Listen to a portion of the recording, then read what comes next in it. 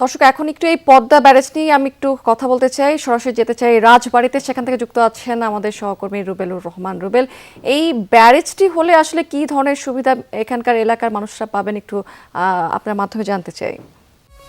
প্রতিদিন গোসলে সিরামের উজ্জ্বলতা, Mary serum soap bar. স্মৃতি, আসলে এই দীর্ঘদিনের কিন্তু এই অঞ্চলের মানুষের যে দাবি ছিল যে পদ্মা ব্যারেজ প্রকল্প, সেটি কিন্তু আজকে আমরা জানি যে একনেকে সবাই উঠেছে।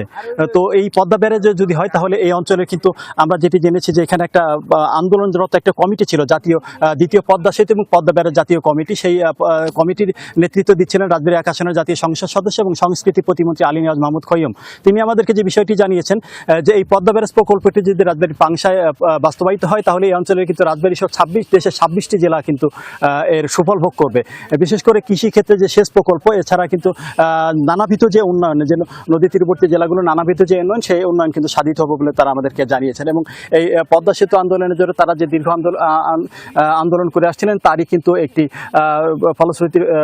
ফলপ্রসূ যে আজকে যে একটি সভা উঠেছে সেটি কিন্তু তারা দাবি করছেন। এছাড়া পাশাপাশি তারা বলছেন যে এই প্রকল্পটি যত দ্রুত বাস্তবায়ন করা যায় তত দ্রুতই কিন্তু আসলে এই অঞ্চলের মানুষের, এই দক্ষিণ অঞ্চলের মানুষের জন্য উপকারে আসবে।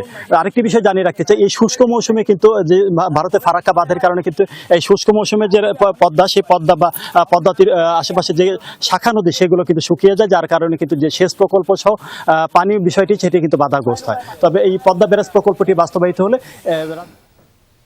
রুবেল, অনেক ধন্যবাদ আপনাকে।